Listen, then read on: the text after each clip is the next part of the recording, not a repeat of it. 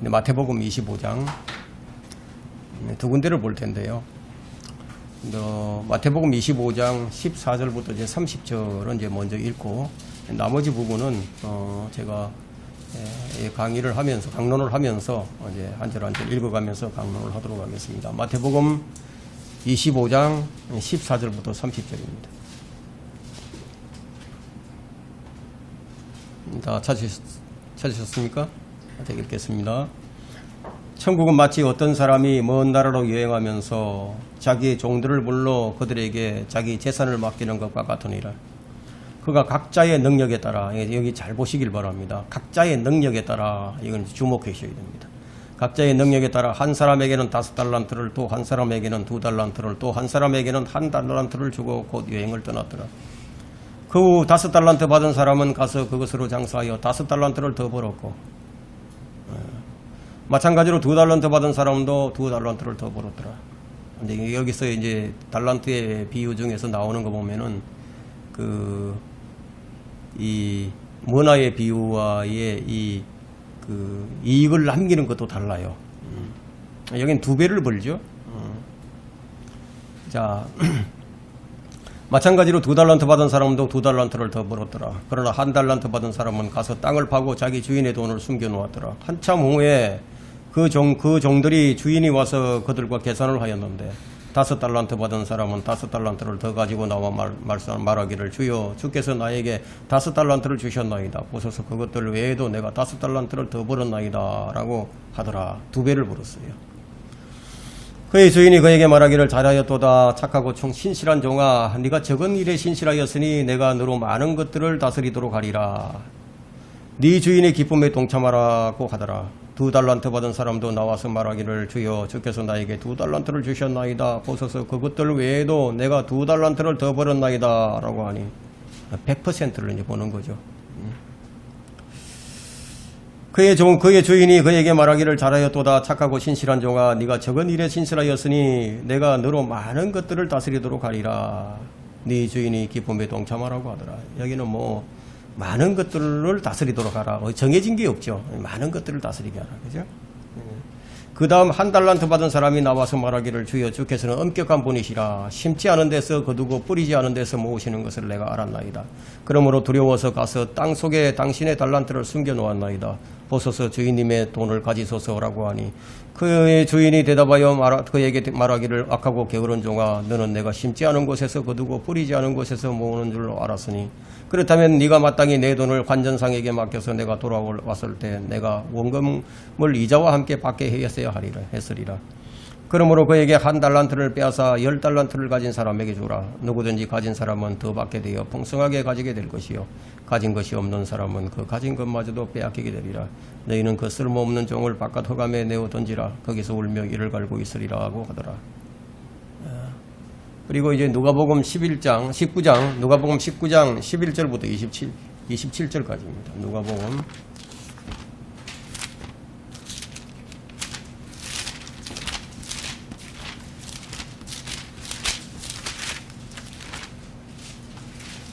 11절부터 27절까지인데, 제가 이 부분은 설교를 하면서 한 절 한 절 읽어가면서 설명을 해드리겠습니다. 오늘 설교 제목은 지금까지 잘못 알려진 달란트 문화의 비유. 지금까지 잘못 알고 있는 달란트와 문화의 비유, 이런 제목으로 말씀을 드리도록 하겠습니다. 우리가 설교를 듣기 전에 먼저 여러분 마음의 밭을 옥토로 갈아엎어야만 합니다. 그래야만 말씀을 잘 이해하고 그 말씀을 마음에 심을 수가 있습니다. 그래서 말씀을 위해서 우리가 기도할 때 이 말씀을 잘 이해하고 깨닫게 해달라고 우리가 기도를 하죠. 자, 오늘 이 설교 제목을 지금까지 잘못 알려진 달란트와 문화의 비유라고 정한 이유는 사람들이 교리적 적용을 잘못하기 때문입니다. 우리에게 주어진 모든 성경은 영적으로 적용이 가능하지만, 그러나 교리적인 부분에 있어서는 주의를 하지 않으면 안 되는 것이죠. 왜냐하면 이 교리적 적용을 잘못하게 될 때에는 엄청난 오류를 불러일으킬 수 있기 때문입니다. 심지어는 구원의 교리를 잘못 적용하게 되면은 그는 영원히 이제 지옥으로 떨어질 수밖에 없게 되죠. 그래서 교리적 적용이 매우 중요합니다. 이 교리적 적용이란 실제 이제 이 말씀이 누구를 대상으로 해서 이제 기록을 한 것인가, 어느 시대에 또 어느 부류의 사람들을 말하고 있는가를 아는 것이거든요. 이것을 아는 것이 참 중요합니다. 이 점을 무시하게 되면 하나님의 능력도 오해하게 되고 하나님도 오해하게 됩니다. 이 달란트의 비유는 이제 마태복음에 나와 있는 12개의 천국 비유 중에 마지막 비유입니다. 이 비유는 이제 오랫동안 교회 시대의 청지기들에게 이제 적용이 되어 왔습니다. 그로 인해서 이제 이렇게 많은 이 달란트의 비유를 가지고 설교를 하다 보니까 이 달란트의 비유가 그리스도인의 용어가 되어 버렸어요. 그래서 마치 재능, 은사 뭐 이런 의미로 이제 사용되어 왔는데, 우리는 이 비유를 이제 영적으로 적용해서 하나님께서 우리 각자에게 주신 은사, 그 은사가 있죠. 그 은사대로 이 맡은 바 이 청지기의 그 임무를 신실하게 수행을 해서 주님께서 주님에게 더 많은 열매를 맺어 드려야 한다, 이렇게 적용을 할 수 있습니다. 이제 우리가 받은 은사는 참 다양하죠. 각자가 받은 은사가 있어요. 어떤 사람은 이제 가르치는 은사를 받았고, 또 어떤 사람은 봉사하는 은사, 또 어떤 사람은 교회의 덕을 세우는 은사, 어떤 사람에게는 찬양을 하는 달란트도 있고요. 어떤 사람은 뭐 섬기고 또 위로하는 그런 은사도 있습니다. 어떤 사람은 이제 복음을 전하는 복음 전도의 은사도 있고, 각자 이제 자기가 받은 은사대로 이제 그것을 가지고 사용을 합니다. 이러한 영적인 적용들은 이 시대를 살아가는 우리들에게 매우 이제 필요한 부분입니다. 적절하죠. 그죠? 대부분 목사들이 달란트와 머나의 비유를 같은 것인 줄로 알고 그렇게 설교를 해왔습니다. 그러니까 이제 같은 것으로 알다 보니까 철저하게 교리적인 적용이 무시되어 버린 거죠.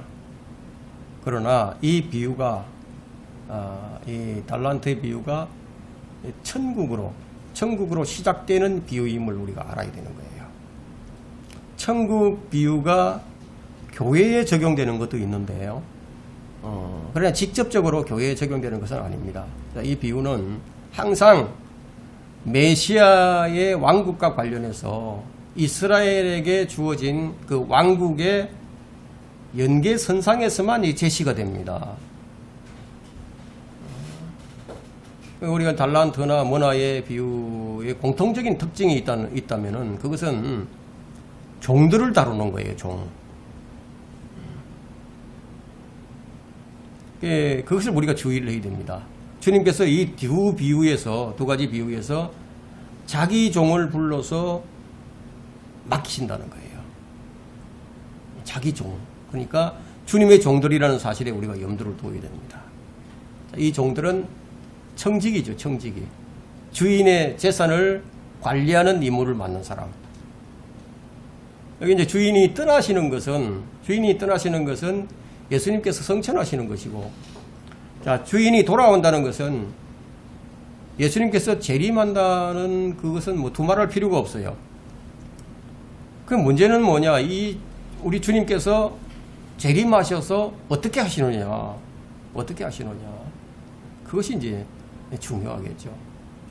결과가 참 중요합니다. 이 달란트의 비유는 이제 마태복음 25장에 이제 기록이 되어 있는데, 이 비유는요, 24장에서, 마태복음 24장에서, 제자들이 질문을 하죠. 그 질문을 하는데 그 질문에 답을 하는 내용이 있습니다. 그래서 마태복음 23장을 보면은 그때가 언제인지, 어느 시대인지를 우리가 알 수 있어요. 그래서 성경은 문맥을 무시하면은 해석이 엉망이 됩니다. 24장 3절에 보면 주께서 올리브산에 앉으셨을 때 제자들이 조용히 나와 말씀드리기를 언제 이런 일이 있겠으며 주께서 오실 표적과 세상 끝의 표적이 어떤 것인지 우리에게 말씀하여 주소서, 이런 질문을 주님께 했습니다. 이 제자들의 질문 때문에 주님이 마지막 때에 관하여 답을 하시는 내용이에요. 그래서 24장과 25장은 거기에는 그날에, 그때에 뭐 이런 단어가 막 계속해서 등장을 합니다. 그래서 달란트의 비유의 핵심은 주님의 재림에 초점이 맞춰져 있는 거예요. 그러니까 대환란과 주님의 재림에 이렇게 종말에 관한 주제로 달란트의 비유를 봐야 한다는 것은 바로 이 달란트 비유 직전에 나오는 기록들을 통해서 우리가 알 수 있는 겁니다. 그러므로 깨어있으라, 깨어있으라. 너희는 인자가 오실 그날과 그 시를 모르기 때문이라. 그러니까 달란트의 비유의 핵심은 이 주님께서 주신 달란트를 어떻게 사용하는가. 그러니까 언제 오실지 모르니까 그날을 준비하고 살고 있는가 라는 것이 중요합니다. 우리가 이 달란트의 비유를 더 잘 이해하기 위해서는 이 마태복음이 어떤 책인가를 아는 것이 중요합니다. 마태복음의 전체 흐름을 우리가 살펴본다면 마태복음 1장에는 왕의 족보가 이제 제시가 됩니다. 왕. 예. 그래서 2장에서 왕이 탄생을 하시죠. 그리고 3장에서는 왕의 선두주자인 침례인 요한이 등장을 하게 됩니다. 4장에서는 왕이 이제 왕으로서의 사역을 하기 위해서 이 광야에서 마귀의 시험 관문을 통과하고 그 이후에 천국 복음이 이제 전파가 됩니다. 그리고 5장부터 7장에는 그 유명한 산상설교, 바로 왕국의 헌법인 산상설교가 이제 선포되고 8장과 9장에서는 예수님이 자신이 왕이라는 사실을 표적으로서 이제 보여줍니다. 그리고 10장에서는 제자들에게 왕국 복음을 위임을 하시는 거예요. 천국 복음을. 그래서 온 이스라엘 집에 가서 전하라. 그리고 11장과 12장에서는 그 왕이 자기 백성들에게 거부를 당하십니다. 그 거부로 인해서 마태복음 13장에서는 천국이 신비의 상태, 숨겨진 상태, 즉 교회 시대가 제시되는 거죠. 그리고 14장부터는 환란 시대를 예표하는 사건들이 이제 등장하게 됩니다. 그리고 16장에는 자신의 죽음으로 세워질 교회에 관한 말씀을 주시고 곧바로 이제 인자가 그 왕국의 그 왕으로 오실 것을 왕의 재림을 언급합니다. 그러니까 이제 17장에서 이제 영광스러운 재림의 변화된 모습, 변화산 사건이 일어나죠. 그리고 18장부터는 다시 왕국의 법령인 산상설교와 같은 그 내용들이 제시됩니다. 재림 후에 있게 될 천년왕국. 그리고 19장에서는 교회 시대와 다르게 구원을 위해 행위가 필요하다는 내용이 제시됩니다. 그리고 21장에서는 예수 그리스도께서 왕으로서 예루살렘에 입성하는 장면이 나오죠. 그리고 마지막 주간에 예수님이 마지막 주간, 그 주간에 주님은 종교 지도자들에게 가장 치열한 공격을 받으십니다.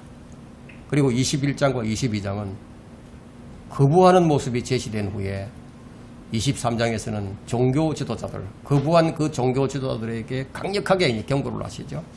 그리고 곧바로 24장에 이어지면서 그들의 거부로 인해서 대환란이 제시됩니다. 대환란이. 그리고 25장은 자연스럽게 환란 시대를 거친 이후에 예수님의 재림이 묘사되고 재림 후에 있게 될 민족의 심판을 묘사하게 되는데 대환란을 거쳐 나온 사람들의 심판이 언급되고 있습니다. 이런 흐름을 이제 이해를 하면은 이 달란트의 비유를 이해하기가 훨씬 더 이제 쉽게 됩니다. 자, 머나와 달란트의 내용은 매우 비슷하지만 같지 않아요. 이 두 비유를 주의 깊게 읽으면은 두 개의 비유가 일치하지 않는다는 것을 분명하게 알 수 있습니다. 마태복음의 비유는 천국에 관한 것이고 누가복음의 비유는 하나님의 나라에 관한 것이에요. 그러면 달란트의 비유에는 유대인의 무게의 단위인 그 달란트가 사용되고 있고 머나의 비유에서는 이방인의 무게인 머나가 사용됩니다. 그러니까 달란트의 비유는 각자의 능력에 따라서 달란트가 주어지고 차등 지급이 되죠. 그죠? 그리고 문화의 비유에서는 각 사람에게 모든 종에게 똑같이 한 문화가 주어집니다. 이런 차이가 있어요. 그러니까 달란트의 비유에서는 쓸모없는 종, 이익을 남기지 못한 종은 지옥에 갔고, 문화의 비유에서는 그 문화 하나도 이익을 남기지 못한 그 사람은 자신의 유업을 잃었을 뿐이에요. 지옥에 가지 않는다는 거예요. 이런 차이가 있죠. 그리고 달란트의 비유는 분명히 이제 대환란을 다루고 있고, 누가복음에 있는 이 문화의 비유는 이 교회 시대를 좀 다룹니다. 이 점이 문화의 비유와 차이점이에요. 이 문화의 비유는 예수님께서 예루살렘으로 입성을 하시면서 해주신 그런 말씀인데, 당시 사람들은요, 예수님이 예루살렘에 입성하기만 하면은 이스라엘을 로마의 압제로부터 해방을 시켜서 메시아의 왕국을 수립하실 그것을 믿고 있었어요. 그것이 하나님의 도래라고, 하나님의 나라의 도래라고 그렇게 믿었습니다. 자, 이런 사실을 잘 알고 있는 상황에서 이 문화의 비유는 아주 익숙한 비유라고 할 수 있죠. 그 예수님께서 말씀하신 문화의 비유는 그 노골적으로 주님이 왕이 되시는 것을 반대하는 사람들이 있는 상황에서 이야기가 펼쳐지는 거예요. 이런 시대적인 배경을 먼저 이해하자는 차원에서 제가 이제 배경을 먼저 설명을 했습니다. 달란트와 문화의 비유를 둘 다 찾아가면서 강론을 하는 게 더 효과적이겠지만, 시간 관계상 문화의 비유만을 한 구절 한 구절 읽어가면서 그때 이제 비교를 하면서 강론하겠습니다. 왜냐하면 달란트의 비유보다는 이 문화의 비유가 우리에게 적용하기가 더 적합하기 때문입니다. 먼저 말씀드린 것처럼 달란트와 문화는 화폐 단위예요. 화폐 단위. 달란트는 유대인의 화폐 단위고요. 문화는 이방인의 화폐입니다. 여러분, 돈은 가치가 있죠. 가치가 있어요.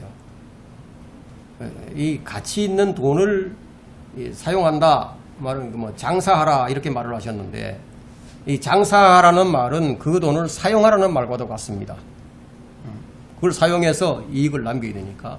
그래서 성경에서 이 돈에 대한 가장 긍정적인 말을 찾는다면요, 여러분 전도서 10장 19절이 가장 긍정적으로 돈을 설명을 합니다. 뭐라고 설명을 하냐면, 돈은 모든 것을 해결해 주느니라, 다 이렇게 말을 합니다. 돈이 모든 것을 해결해 준다는 거예요. 실제 이 시대를 보세요. 돈이 다 해결해 주지 않습니까? 그 돈이면 모든 것이 다 된다. 돈이면 답이다 이거예요. 돈이면 다 해결된다. 그런 말인데, 또 성경의 다른 곳에서는 돈에 관해 말씀하시기를 돈을 사랑하는 것이 모든 악의 뿌리가 된다. 이런 말씀을 하십니다. 디모데전서 6장 10절에 그 말씀이 있죠. 돈은 모든 악의 뿌리다. 잠언에서는 돈은 모든 걸 해결한다. 그런데 이 두 가지 말씀이 상반되죠. 상반되는 것처럼 보입니다. 그죠? 자, 우리가 돈을 사랑해서는 안 되겠지만, 여러분, 돈을 멸시하는 것은 그건 바보 같은 짓입니다. 돈은 필요한 거예요. 돈을 멸시하는 것은 바보예요, 바보. 황금 보기를 돌같이 하라. 그건 바보들이 하는 얘기죠. 황금으로 봐야지 왜 돌로 봅니까? 그죠? 주님께서 각 사람에게 돈을 주시면서 내가 올 때까지 장사를 하라요, 장사.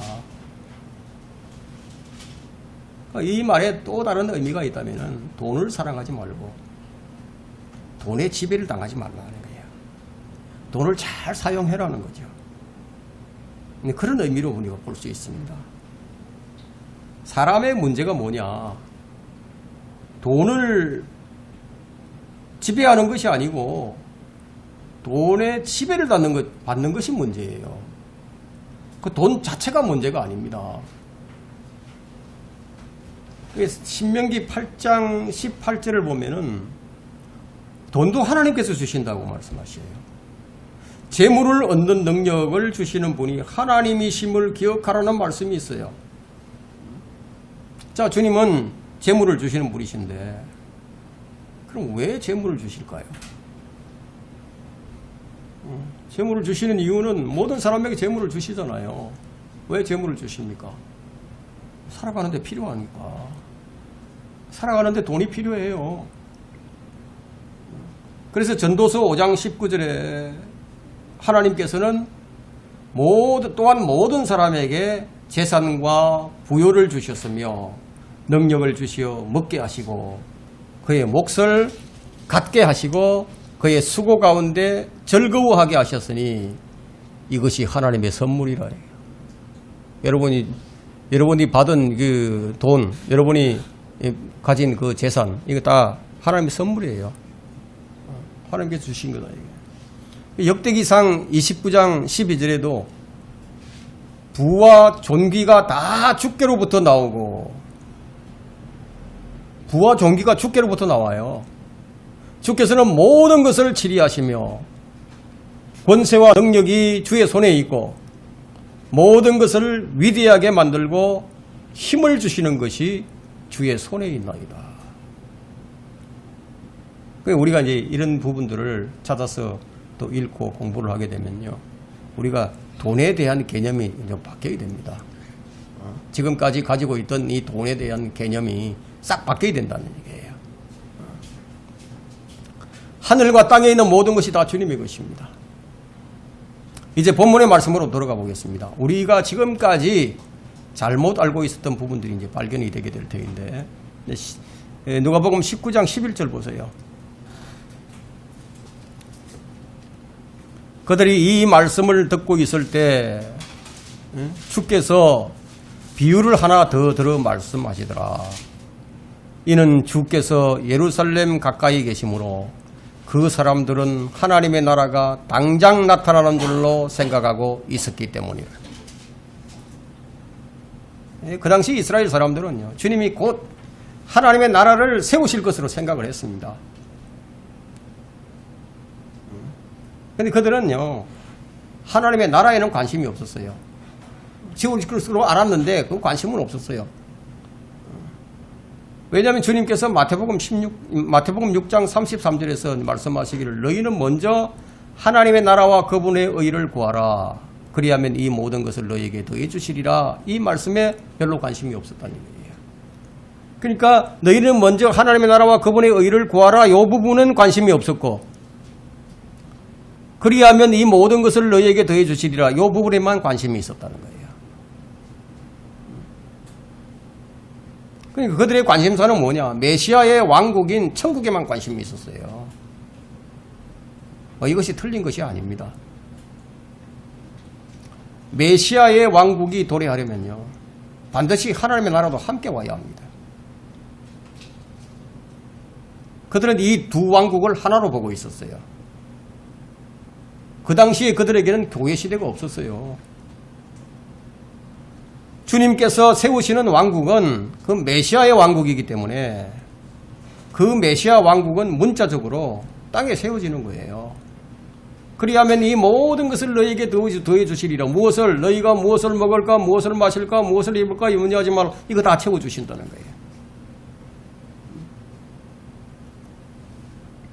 그래서 주님께서 세우실 왕국은 문자적이기 때문에요, 땅에 세워지는 왕국이에요. 근데 하나님의 나라는 어떻습니까? 영적이죠. 영적인 나라로서 마음에 임하는 왕국입니다. 그러면 유대인들에게는 그 천국과 하나님의 나라의 이 구분이 없었어요. 그들은 당장 메시아가 그냥 메시아 왕국이 임하는 줄, 천국이 임하는 줄 알았어요. 왕이 예루살렘으로 들어갔으니까 호산나 부르면서 나귀를 타고 들어가셨으니까. 자, 이제 12절 한번 보세요. 그러므로 주께서 말씀하시기를 어떤 귀인은 예수님이죠. 왕국을 받아서, 자, 여러분 잘 이해를 하셔야 됩니다. 왕국을 받아서 돌아오려고 먼 나라로 가게 되었더라. 먼 나라가 어디예요? 하늘나라죠. 하나님 아버지가 계신 곳으로. 그분이 하늘로 가시는 것은 왕국을 받으시기 위해서요. 왕국을. 그럼 돌아오는 것은 뭐예요? 돌아오는 것은 다시 오시는 것이니까 지상 재림이죠. 예수님께서 아버지로부터 왕국을 받아서 이 땅에 돌아오시면 그때 천년왕국이 세워집니다. 그리고 그분의 천년의 통치가 시작이 되는 거예요. 그럼 이 12절에 그게 지금 들어있는 거예요. 13절 보세요. 그리하여 자기의 종 10명을 불러 그들에게 10명을 불러 그들에게 열문화를 주며 말하기를 내가 올 때까지 장사하라고 하였느니라. 이제 달란트 비유와 좀 차이가 나오죠. 여기서 차이가 있습니다. 문화는 이방인의 화폐라고 제가 말씀을 드렸습니다. 주님은 주님을 거부한 유대인들을 제쳐놓는 거예요. 주님을 거부한 유대인들을 제쳐놓고 이방인 종 10명을 불러서 각 사람에게 한 문화씩을 주시는 거예요. 달란트의 비유에서는 각 사람의 능력에 따라서 1달란트, 2달란트, 5달란트로 맡기셨는데 여기서는 똑같이 지급을 합니다. 그렇다면 그 이유가 무엇일까요? 그걸 알아야 되겠죠. 분명히 각 사람이 받은 은사는 다른데 여러분이 각자가 받은 은사가 다 다르잖아요. 그런데 왜 여기서 똑같이 주셨다고 말씀을 할까요? 그럼 은사가 아닌 거죠. 그죠? 우리가 똑같이 받은 것은 동일한 구원을 받았습니다. 우리가 동일한 믿음을 선물로 받았어요. 우리가 동일한 성령님을 선물로 받은 것은 그것은 동일합니다. 각 사람이 다 똑같이 이건 받은 거예요. 그러나 각 사람이 받은 은사는 다 달라요. 그러면 무엇을 의미합니까? 은사가 분명히 아니라는 거죠. 그렇다면 왜 이런 것들을 우리에게 주셨을까요? 왜 우리에게 성령님을 선물로 주셨죠? 왜 믿음을 우리에게 선물로 주셨죠? 왜 구원을 우리에게 선물로 주셨죠? 주신 이유가 있을 거 아니에요. 구원받아야 하나님의 자녀가 되니까. 그러니까 이제 믿음으로 살아라. 그래 믿음을 선물로 주었죠. 믿음으로 살아라. 그리고 또 뭐예요? 너희가 믿음으로 살려면은 성령님이 필요하다. 그래서 성령님을 주셨어요. 선물로. 그럼 이런 우리가 이런 것을 가지고 첫째 무엇을 해야 되느냐? 서로를 세우는 거예요. 서로를 세운다 이거예요. 예? 서로 사랑하고 서로 세워준다 이거예요. 믿음의 덕을 세우고 그리스도의 몸을 세우라고 주신 거예요. 그래서 고린도전서 14장 12절에는 우리가 무엇을 해야 할지 기록하고 있습니다. 교회를 세우는데 풍성하기를 구하라 이거예요. 교회를 세우는데. 교회를 세우라는 거예요. 여러분은 이제 교회를 목숨처럼 소중히 여기고 있습니까? 어떤 사람들은 교회를 잠깐 지나가는 장소로 여깁니다. 우리 교회의 슬로건이 뭐예요? 우리 교회의 표어가 진리의 기둥과 터전입니다. 왜? 성경에서 그렇게 제시하고 있으니까. 교회는 진리의 기둥과 터전이다. 그래서 우리가 그런 표어를 채택하고 있습니다. 그럼 우리가 그 받은 선물을 가지고 어떻게 사용하라? 사용하며 섬기라는 건데 베드로전서 4장 10절에는 이런 말씀이 있습니다. 베드로전서 4장 10절에는요. 각 사람이 받은 은사대로 하나님의 다양한 은혜를 맡은 청지기 같이 서로 섬기라. 서로 섬기라. 우리가 이제 주님이 우리에게 맡겨주신 것을 가지고 우리가 무엇을 해야 할 것인가 고민할 필요가 없다는 거죠. 교회 나와서 서로 섬기는데 사용하면 되는 거예요. 주님은 각 사람에게 한 문화를 주시면서 내가 올 때까지 장사를 하라. 이게. 문자 그대로 우리가 돈이라고 본다면요. 우리가 주님이 주신 재물을 잘 사용해야 되죠. 그냥 주님께서 우리에게 돈을 주셔가지고 돈으로서 장사를 남기라 이런 말을 하신 것은 아니잖아요. 비유니까 비유입니다. 우리가 할 일들을 주님 앞에서 결산을 해야 될 때가 옵니다. 우리는 이제 하나님께서 주신 몸, 혼, 영으로 주님을 위해서 어떻게 사용을 했는지 그리스도의 심판석에 서서 우리가 보고를 하게 됩니다. 로마서 14장 12절에는 그리스도인은 그리스도의 심판석을 피해갈 수가 없습니다. 로마서 14장 12절에는 그러므로 우리 각 사람이 하나님 자신에 관하여 설명하여야 되리라. 반드시 로마서 14장 10절에는 반드시 그리스도의 심판석 앞에 서야 하리라. 자, 주님께서 우리에게 맡긴 일들에 대해서 결산을 해야 돼, 결산. 이 세상에 직급을 가지고서 어떤 공직에서 일을 한다거나 아니면 뭐 회사에서 일을 한다. 그러면 감사를 받아야죠. 감사부가 따로 있습니다. 예. 그럼 그렇다면 하나님께서는 어떠하시겠어요? 그러면 감독 안 하시고 그냥 내버려 두실까요? 감사 안 하실까요? 주님께서 내가 올 때까지 장사하라고 하신 것은 무엇을 의미합니까? 내가 와서 보겠다. 예? 내가 보겠다. 결산이죠, 결산. 근데 14절 보니까 이제 한번 보세요. 14절 참 의미 있는 말씀인데요. 그의 백성이 그를 미워하여 그의 뒤로 소식을 보내어 말하기를 우리는 이 사람이 우리를 통치하는 것을 원치 아니한다고 하더라. 자, 그의 백성이 그를 미워하여, 그의 백성이 유대인들이에요. 유대인들이 예수님을 미워했습니다. 주님께서 자기 백성에게 오셨는데 자기 백성들은 예수님을 미워하고 받아들이지 않았어요. 요한복음 1장 11절에 그 말씀이 있죠. 그가 자기 백성에게 오셨으나 자기 백성이 그를 영접하지 아니하더라. 왜 그들이 그들의 왕을 미워했을까요? 왜 그랬을까요? 그들은 어두움을 더 사랑했습니다. 그들은 빛으로 오신 주님을 미워했습니다. 여러분, 지금도 유대인들은요, 그분을 하나님의 아들로 그들의 왕으로 예수 그리스도를 인정하지 않고 있습니다. 그들이 인정했던 왕은 카이사였습니다. 로마 황제 카이사였습니다. 그들의 입으로 카이사 외에는 우리에게 왕이 없다고 외치면서 자기들의 왕을 십자가에 못 박아달라고 요청을 했습니다. 청원을 했습니다.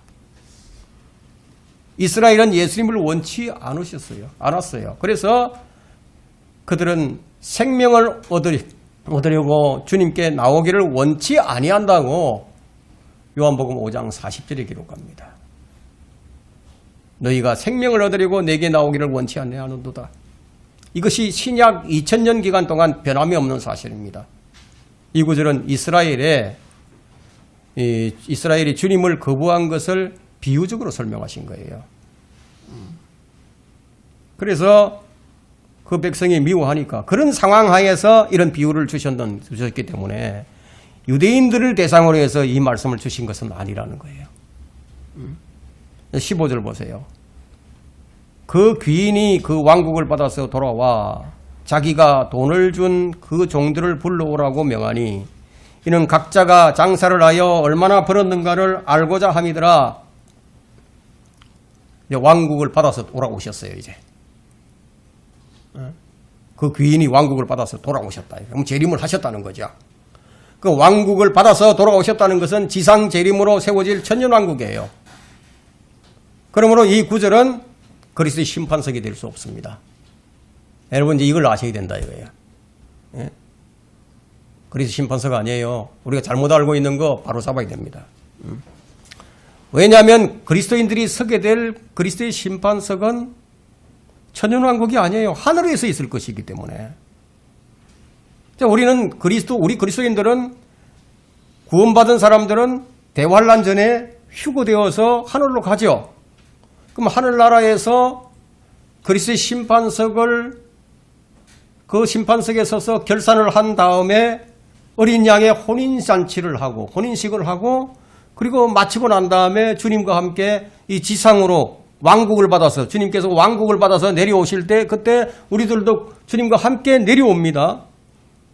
그러면 우리는 하늘에서 그리스도의 심판석에서 상을 받지만 거기에서 멸류관을 받는 것이지 거기에서 몇 고를 다스릴 땅을 받는 건 아니라는 거예요. 예?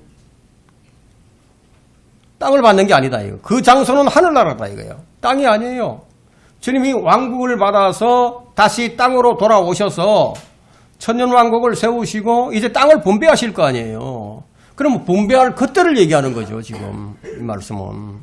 그러니까 고를 받는 것은 뭐 5고를 받고 10고를 받고 이러는 것은 천년왕국에서의 일이에요. 그래서 심판석에서 일이 아닙니다. 예. 자, 이렇게 되면 이제 통치권을 잃어버리는 자들이 나오겠죠.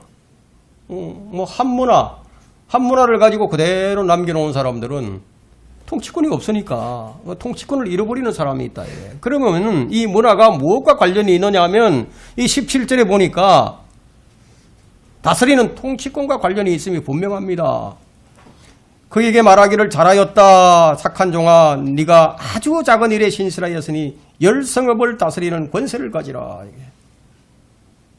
우리가 이 시제를 좀 잘 봐야 됩니다. 시제. 문맥을 살피면서 이 시제가 뭔 죄를 얘기하고 있는가, 어느 때를 얘기하는가, 이걸 잘 봐야 된다는 거예요. 그러니까 우리는 지금 거듭나서요, 영적인 하나님의 나라에 들어와 있어요. 하나님의 나라가 우리 마음에 임했습니다. 그리고 우리는 모두가 다 왕같은 제사장들이에요. 우리는 거룩한 성도들입니다.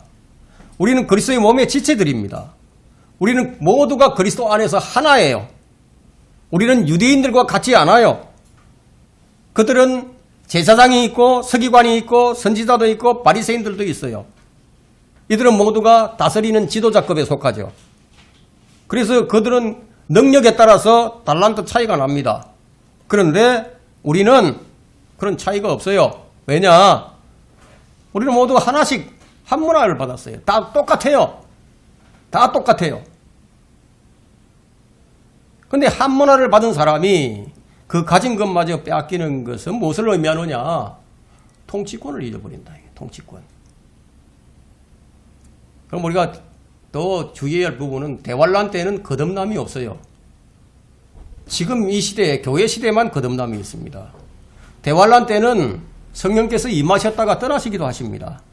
마치 사울이나 삼손에게 임했던 것처럼 그래서 구원을 잃어버릴 수도 있어요. 그때는. 바로 이런 이유로 달란트로 이익을 남기지 못한 유대인 종은 지옥불에 던져지게 되지만 거듭난 그리스도인은 거듭난 사람들이다 이거야. 그럼 거듭난 사람들에게서 성령께서 떠나시는 법이 없습니다.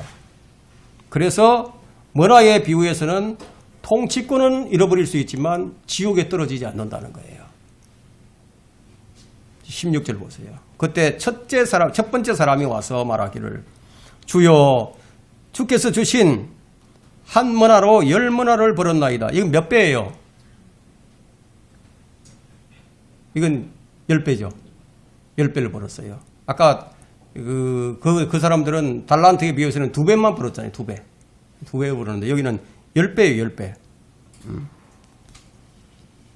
1000%를 남겼다고 봐야 되겠죠. 그죠? 자, 이제 근데 보세요. 10사람이 한 문화씩 받았는데, 근데 회계 보고하는 사람이 3사람밖에 없어. 분명히 3사람밖에 안 나와요. 10명에게 줬는데. 그럼 왜 3사람만 회계 보고하는지 저는 몰라요. 그 이유를 저는 모르겠습니다. 어쨌든 첫 번째 사람은 10배를 남겼어요. 이 사람은 주님께서 주신 것으로 많은 이익을 남겼어요. 적은 것으로 많은 것을 남긴 거죠. 주님께 받은 것은 똑같지만 그것을 가치 있게 사용하는 사람이 있고 그것을 허비하는 사람도 있다는 거예요. 그 믿음에 따라서 어떤 사람은 30배, 어떤 사람은 60배, 어떤 사람은 100배의 열매를 맺는다 이거예요. 여러분이 같은 설교를 들어도요,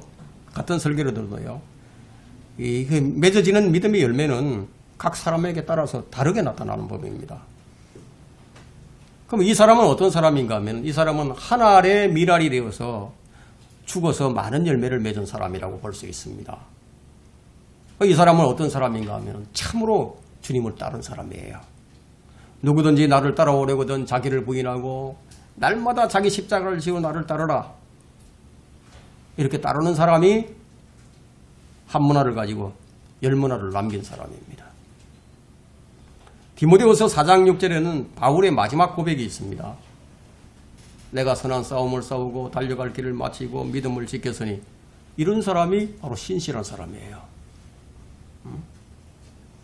그 믿음을 지키지 못한 사람은 어떻게 되느냐? 통치권 사라져버린다 얘기예요. 믿음을 지키지 못하면은. 자, 17절 보세요. 그에게 말하기를 잘하였다 착한 종아 네가 아주 작은 일에 신실하였으니 10성읍을 다스리는 권세를 가지라고 하더라. 10문화를 남긴 사람을 칭찬하셨는데 믿음의 좋은 평판을 받은 사람이죠. 그는 사랑의 수고와 믿음의 보상을 받은 사람입니다. 이걸 볼 때 주님께서는 행위에 따라 보상해 주시는 분이 분명하죠. 행위에 따라 보상을 주신다. 여러분 요한계시록 22장 12절에는 각 사람의 행위에 따라서 보상을 주신다고 말씀하고 있거든요. 그 보상은 10고울을 다스리는 통치꾼입니다. 10고울을 다스린다. 우리가 그분을 위해서 고난을 당하면 우리는 그분과 함께 통치를 합니다. 우리가 그분의 고난에 동참하기를 싫어하면은 우리는 유업이 사라져버립니다. 우리는 그분과 함께 천년을 통치하고요. 그것으로 끝나는 게 아니라 그 이후에 영원토록 통치를 합니다.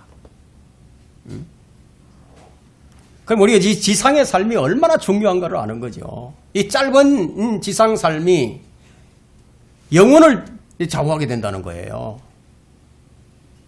그런데 우리가 이 본문을 보게 되니까 이 칭찬받은 게 높은 수익을 올렸기 때문만은 아닌 것을 알 수 있습니다. 뭐라고 말씀하시냐면요. 작은 일에 신실했다 이렇게 말씀하신다. 네? 작은 일에 신실했다. 하나님께서 칭찬하시는 것은 뭐 우리의 똑똑함도 아니고 우리의 능력도 아니고 신실함을 칭찬하시는데 고린도전서 4장 2절에는 정직에게 요청되는 것이 무엇입니까? 무엇보다도 신실함으로 발견되는 것이라고 했죠. 그래서 똑똑하고 뭐 능력 있는 거 이런 거 사람들이 좋아하죠. 그러니까 주님께서는 뭘 보느냐? 신실함을 본다 이게. 정직함을 본다 이게. 순수함을 본다는 거예요. 10배의 이익을 남긴 것은 주님께는 아주 작은 일이에요. 사람들에게는 큰 일이죠. 그런데 사람들은 뭔가 큰 일을 하기를 원해요. 자기의 그 인정받는 욕구 그걸 채우기 위해서 자랑스러운 사람이 되기를 원합니다. 그러나 주님의 요구는 작은 일에 신실한 거예요. 그래서 그리스도인이 이제 가장 어떤 기본적인 것에 신실하게 됩니다. 여러분 잘 아시다시피 마태복음 16장에서 예수님께서 이 반석 위에 나의 교회를 세울 것이라고 말씀하신 것을 아시죠?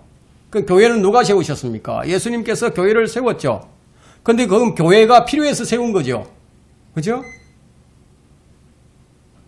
그런데 그 교회에 참여하지 않는 사람은 뭐예요? 신실한 사람이 아니라는 거죠. 예수님께서 교회를 세웠는데 그 교회에 참여를 하지 않아. 그러면 신실한 사람이 아니죠. 그럼 신실한 사람이 어떤 사람이냐? 기본적인 게 있죠. 예배에 신실해야 된다. 이게. 말씀에 신실해야 된다. 이게. 그 기본적인 일에 신실해야 뭐 이익을 남기는 거죠.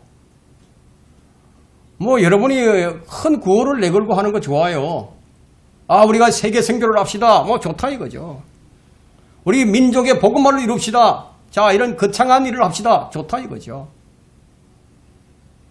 그것보다는 기본적인 것부터 하자는 거예요. 기본적인 것. 어떻게 기본적인 게 무엇입니까? 매일 깨어 있어야죠. 매일 깨어서 기도하고 틈을 내어서 성경을 읽고 기회가 되면 복음을 전하고 성도들을 섬기고 무슨 일을 하든지 죽게 하듯 하고 그렇게 하는 것이 신실한 거예요. 우리 교회는 여러분들에게 짐을 안 지우잖아요. 무거운 짐을 안 지우잖아요. 계속 모임을 만들어서 모입시다 이런 얘기를 안 하잖아요. 여러분 모두가 자원함으로 하기를 원하죠. 억지로 하기를 원치 않습니다. 여러 가지 모임을 만들어서 생활에 부담이 갈 정도로 그렇게 하지 않는다는 얘기예요. 여러분이 하지 않더라도 뭘 아무것도 안 하더라도 누구도 아무도 뭐라고 얘기하지 않아요. 우리 교회는 그런 교회입니다. 그러나 그 결과는 주님 앞에서 드러난다는 거예요. 결산을 해야 되니까. 여러분이 받은 것이 있을 거예요. 우리에게 주신 성경이 있습니다. 그리고 우리에게 주신 성령님이 있습니다. 우리에게 주신 믿음과 구원이 있습니다. 주님이 우리에게 주신 재물도 있습니다. 그것을 가지고 무엇을 했는지 다 설명을 해야 된다 이게 남의 일이 아니죠. 내 자신에 관해서 설명하여 드리라고 로마서 14장 12절에서 말씀을 하시고 계시니까 여러분 18절과 19절 봅니다. 그 다음에 두 번째 사람이 와서 말하기를 주여 주께서 주신 한 머나로 5머나를 벌었나이다. 대단한 거죠. 이거 대단한 겁니다. 이거 다. 그에게도 이같이 말하기를 너도 5 성읍을 다스리는 자가 되라 하더라. 5 성읍을. 또 한 사람이 와서 말하기를 19절까지만 읽고요. 자, 이게 이익의 차이가 있습니다. 이익의 차이. 그 이익의 차이와 다스릴 땅의 차이만 있을 뿐이에요. 5머나를 남긴 사람도 10머나를 남긴 사람도 똑같은 칭찬을 받습니다. 어떤 칭찬? 작은 일에 신실했다. 신실했다는 그런 칭찬을 받습니다. 주님은 이렇게 보상해 주시는 분이에요. 여러분은 얼마나 상을 쌓아두었습니까? 주님께서 말씀하시기를 너희 보물을 하늘에다 쌓아두라고 말씀하셨는데 얼마나 쌓아두셨습니까? 요한 1장 8절에는요. 이미 이루어 놓은 것들을 잃지 않도록 주의하라고 경고를 하십니다. 여러분들이 이미 이루어 놓은 것도 잃어버릴 수 있다는 거죠. 왜냐? 믿음을 끝까지 지키지 못하면 상을 잃어버리게 됩니다. 우리는 상을 받기 위해서 열심히 달려가야 합니다. 20절 볼까요? 또 한 사람이 와서 말하기를 주여 보소서 주께서 주신 한 머나가 여기 있나이다. 내가 그것을 손수건에 싸서 간직하였나이다. 손수건에 쌌다. 보자기에 싸가지고 그냥 보관해 둔 거죠. 그런데 이 주님께서 분명히 뭐라고 말씀하셨어요? 장사하라고 명령하셨는데 이 장사를 안 해버렸어. 그 명령을 어겼어요. 장사를 하려 했으면 뭐 손해를 보든지 이익을 남기든지 장사를 해야 될 거 아니에요. 근데 장사를 안 해버렸어요. 그건 신실하지 못했다는 거예요. 이 사람은 아예 장사를 포기한 사람입니다. 이 사람의 문제가 뭐냐면 두려움 때문이었습니다. 하나님을 오해하고 있는 사람이죠. 그러니까 원금 손실을 보면 어떡하나 하고 이제 걱정부터 앞선 사람이에요. 하나님을 크게 오해한 사람입니다. 이 사람의 관점에서 보자면은 이 사람은 굉장히 소심한 사람이죠. 우리가 이 세상 살아가는 데 있어서 소심한 사람은 나쁜 사람이라는 평가를 안 받습니다. 근데 여기서는 나쁜 사람, 악한 사람으로 평가를 받습니다. 이 사람의 문제가 뭐예요? 맡긴 것에 신실하지 못했다. 장사를 하라고 했으면 장사를 했어야지. 그렇게 할 수밖에 없었던 이유가 뭐냐? 하나님을 잘못 알고 있기 때문이다. 이게. 그럼 오늘날 보세요. 아무것도 안 하는 사람들 있죠. 아무것도 안 해요. 기본도 안 지킵니다. 기본도 안 지키는 사람은 뭐예요? 그러면 신실하지 못한 거죠. 그런 사람들은 뭐예요? 한 문화 받은 사람하고 똑같아요. 신실하지 못해. 21절 보세요. 뭐가 문제인지. 당신은 엄격하신 분이시기에 내가 당신을 두려워하였으니 당신은 두지 않았던 것에서 취하시고 또 심지 않았던 것에서 거두시는 분이니이다 하고 딱 자기가 마음의 결정을 이렇게 내려놓고 야 우리 하나님은 이런 분이다 하고 딱 결정을 다 내려버린 거예요. 여러분 하나님 두려워하는 일은 잘하는 일이에요. 하나님을 두려워하는 것이 지식의 시작입니다. 그런데 이 자는 자신의 명철을 의지한 사람입니다. 자기가 마음의 결정을 다 생각해놓고 결정을 다 내렸거든요. 잠언 3장 3절에는 자신의 명철을 의지한 사람이라고 그런 사람을. 그러면 자신의 명철로 주님을 두려워한 거죠. 여러분 우리가 알 것은 마귀도 주님을 믿고 두려워 떨기까지 합니다. 문제는 이 사람이 주님을 알되 바르게 알지 못한다. 오늘날 많은 사람들이 이와 같아요.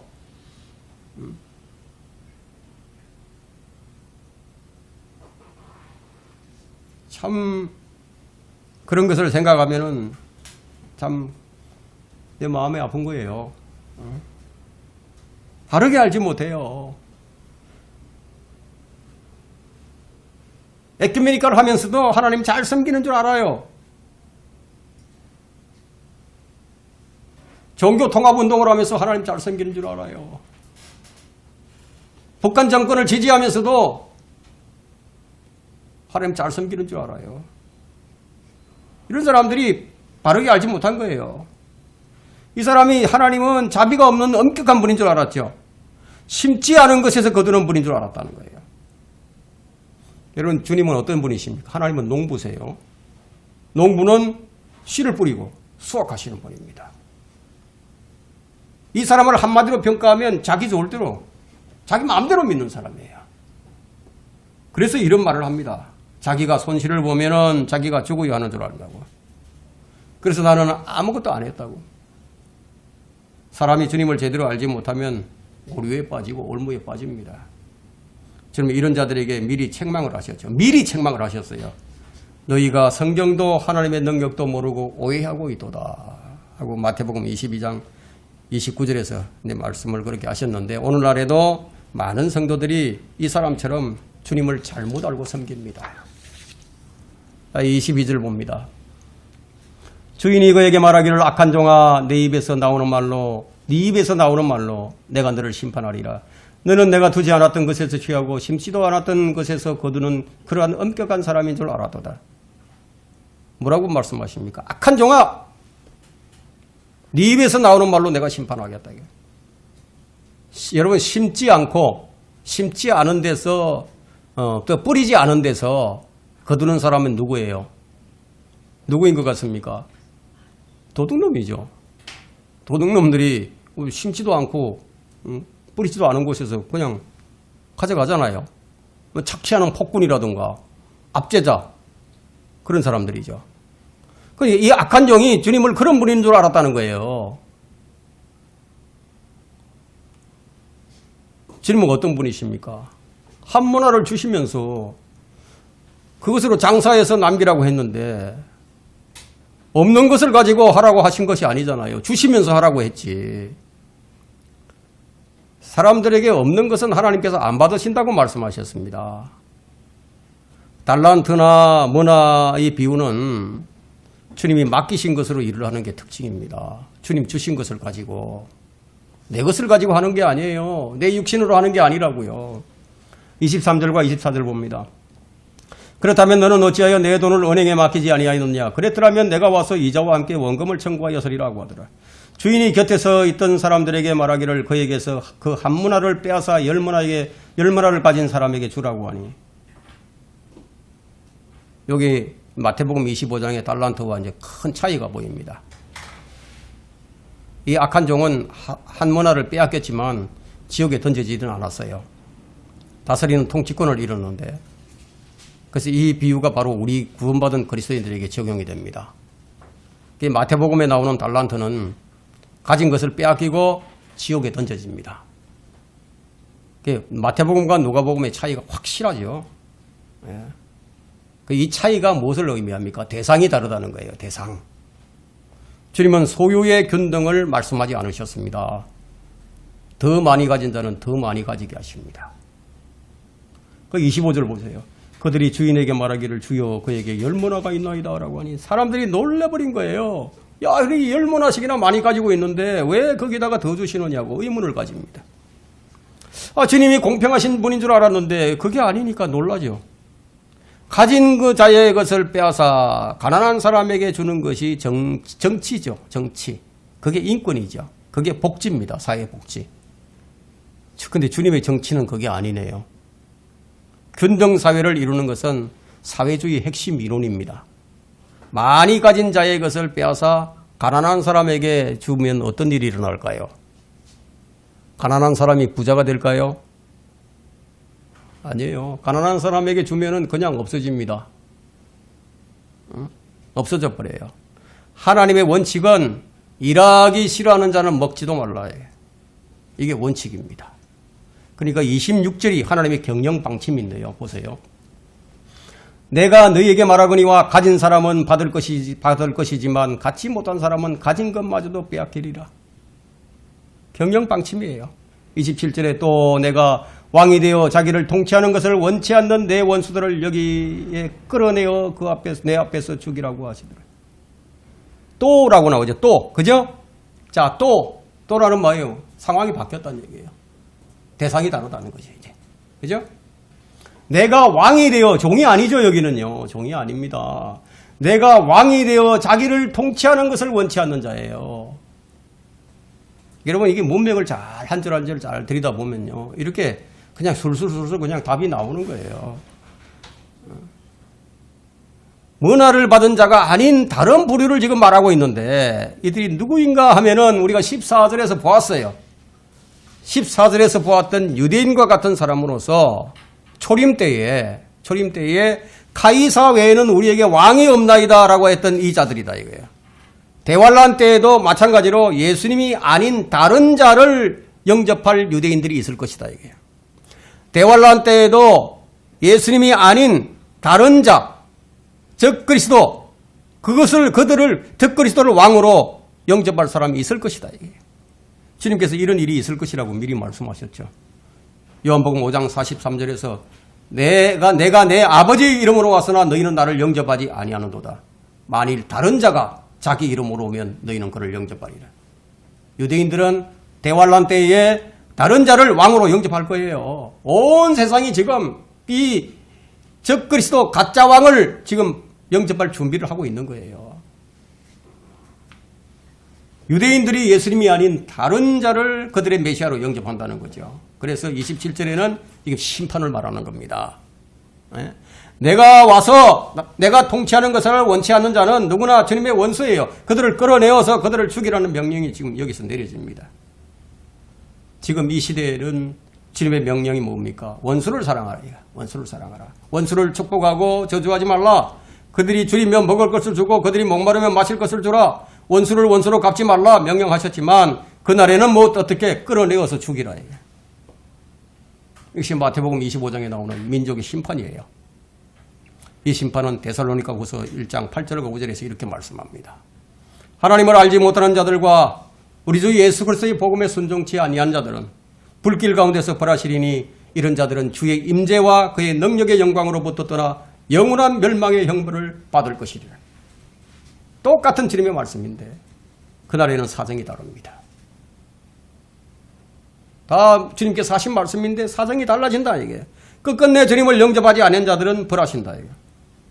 지금의 시대와 대환란 시대에는 왜 다른가? 지금 이것은 무엇을 말하느냐 이게. 성경을 올바로 나누어서 공부해야 한다는 것을 말해주죠. 네가 하나님의 말씀을 올바로 나누어 자신이 하나님 앞에 부끄럽지 않는 일꾼으로 인정받을 수 있도록 공부하라. 오늘 우리가 배워야 할 교훈은요. 주님을 알 때 똑바로 알아야 한다는 거예요. 주의 말씀을 올바로 나누어야 한다는 거예요. 달란트의 비유와 문화의 비유의 차이점을 알고 우리가 주님을 기다리는 신부로서 어떤 준비를 해야 할 것인지 교훈을 삼아야 합니다. 그래서 주님 오실 때 우리가 어떤 소리를 들어야 되겠습니까? 잘했다. 충성된 종아. 네가 작은 일에 신실하였구나. 네가 나를 위해 수고하고 신실했으니까 5달란트를 5 고구를 다스리라. 10 고구를 다스리라. 자, 이런 통치권을 받아서 주님과 함께 다스리는 반열에서는 우리 모두가 되셔야 할 것입니다.